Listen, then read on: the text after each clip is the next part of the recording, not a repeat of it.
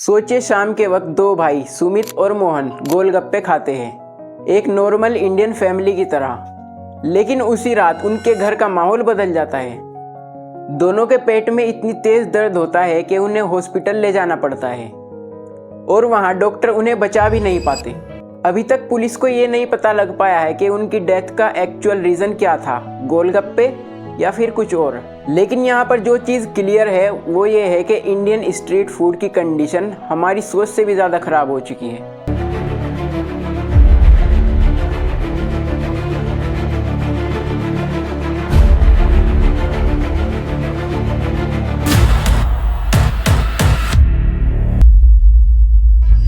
हम जब घर में खाना खाते हैं तो हमें पूरा यकीन होता है कि जो खाना हम खा रहे हैं वो हाइजेनिक, साफ़ और सेफ़ होगा। लेकिन एक सेकंड इमेजिन कीजिए, जो चटनी आप खा रहे हो क्या पता उसमें फिनाइल या हार्पिक जैसे कंपाउंड मिलाए गए हो। लेकिन ये सुनकर आपके होश उड़ जाएंगे, बाहर के कई स्ट्रीट फूड वेंडर ये सब नॉर्मल तरीके से करते हैं और किसी को पता भी नहीं चलता। Seller himself masturbating and mixing the sperm into the ice cream.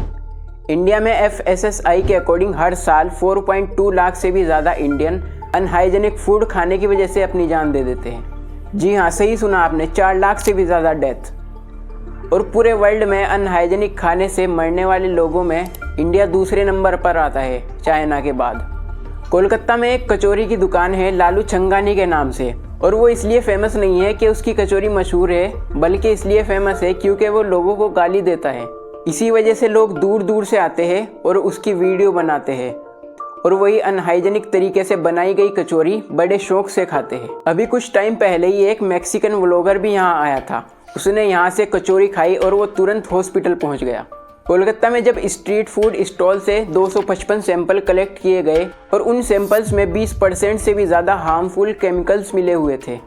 ये केमिकल्स खाने का कलर ब्राइट करने के लिए और टेस्ट बढ़ाने के लिए यूज़ किए जाते हैं, लेकिन इनके साइड इफ़ेक्ट से किडनी डैमेज, लीवर डैमेज और लॉन्ग टर्म में कैंसर का भी रिस्क बढ़ता है।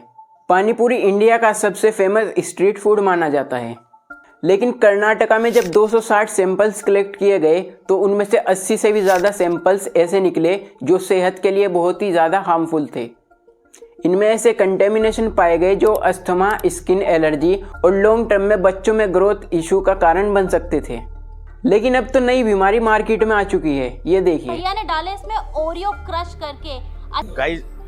गाइस क्या कभी आपने भी जो है मोमोज के अंदर माजा डालते हुए देखी है? ये पहले ले लिया आइस, ये वनीला ले लिया। Oreo pakora, Maggi pakora, chips, dosa और कई ऐसी चीज़ें बना देते हैं सिर्फ एक वायरल वीडियो बनाने के लिए। टेस्ट का तो पता नहीं, लेकिन ये चीज़ें लॉन्ग टर्म में खाने से बॉडी को बहुत ज़्यादा डैमेज कर देते हैं। ये वीडियो देखिए, कश्मीर में एक पकोड़े वाला अपने गंदे हाथों से कढ़ाई में बेसन डाल रहा है। चलो यहाँ तक तो ठीक था, लेकिन इशू ये था कि उसी तेल में एक मरा हुआ चूहा निकला। जी हाँ, मरा हुआ चूहा। अगर कोई पर्सन कंप्लेन ना करता तो उसी तेल में बने हुए पकोड़े लोगों को मिल जाते और वो उन्हें खा लेते। ऐसे ही झारखंड से एक और वीडियो सामने आई जहाँ 2 आदमी आटा गूंदने के लिए अपने पैरों का इस्तेमाल कर रहे थे और पाया गया कि वो लोग उसका टेस्ट बढ़ाने के लिए उसमें यूरिया और हार्पिक मिलाते हैं, जो हार्पिक टॉयलेट क्लीन करने के लिए यूज़ किया जाता है। ऐसे ही कोल्हापुर में एक वेंडर पानीपुरी में टॉयलेट का पानी मिलाता हुआ पकड़ा गया। अब उसके लिए तो ये नॉर्मल था क्योंकि पानी तो पानी ही होता है। आपने 20-30 रुपए में पनीर चाउमीन, पनीर बर्गर और ऐसी कई चीज़ें खाई होगी जिनमें पनीर मिलता है, लेकिन क्या आपने कभी सोचा है जो पनीर आप खा रहे हो वो असली भी है? सिंपल आंसर, वो पनीर होता ही नहीं है, वो एक नकली पनीर होता है जिसे एनालॉग पनीर बोलते हैं। इसको बनाने के लिए वेजिटेबल ऑयल, स्टार्च और केमिकल्स का यूज़ किया जाता है। ये पनीर रियल पनीर की तरह दिखता है, लेकिन इसमें न्यूट्रिशन ज़ीरो होता है और सेहत के लिए बहुत ही ज़्यादा हार्मफुल होता है। और सबसे बड़ी और मज़े की बात पता है क्या है? ये एनालॉग पनीर इंडिया में इलीगल भी नहीं है। बड़े बड़े रेस्टोरेंट और स्ट्रीट वेंडर इसका दबा के यूज़ करते हैं क्योंकि उन्हें प्रॉफिट ज़्यादा मिलता है, लेकिन वो लोगों की हेल्थ के साथ खिलवाड़ कर रहे हैं। कोलकाता के मेडिकल कॉलेज के आसपास के वेंडर्स पर एक रिसर्च हुई और रिजल्ट जेन्युइनली शॉकिंग थे। 81% से भी ज़्यादा वेंडर्स के नेल डर्टी निकले। 47% से भी ज़्यादा वेंडर बर्तन धुलने के लिए गंदा और पुराना पानी यूज़ करते हैं जो हर रोज़ यूज़ किया जाता है। 35% वेंडर्स खाना खुले में रखते हैं, जिनमें मच्छर, मक्खी, धूल और इंसेक्ट सब मिल जाते हैं। ग्लव्स, हेयर कैप और क्लीनिंग कुछ भी फॉलो नहीं होता, यानी clean and healthy food is just a joke. लेकिन आप और हम इन सब से कैसे बच सकते हैं? नंबर 1, अगर तेल काला दिख रहा है तो समझ जाओ कि वो दर्जनों बार रीयूज़ हो चुका है। मतलब अगर ये तेल पेट में जाता है तो कैंसर का रिस्क बहुत हाई हो जाता है। पानी पूरी का पानी ट्रांसपेरेंट होना चाहिए। अगर वो पानी क्लाउडी और ज़्यादा कलरफुल दिख रहा है तो समझ जाओ कि वो पानी हार्मफुल है। अगर आपको फिर भी स्ट्रीट फूड खाने ही है तो ऐसी जगह से खाओ जहाँ हाइजीन का ख्याल रखा गया हो।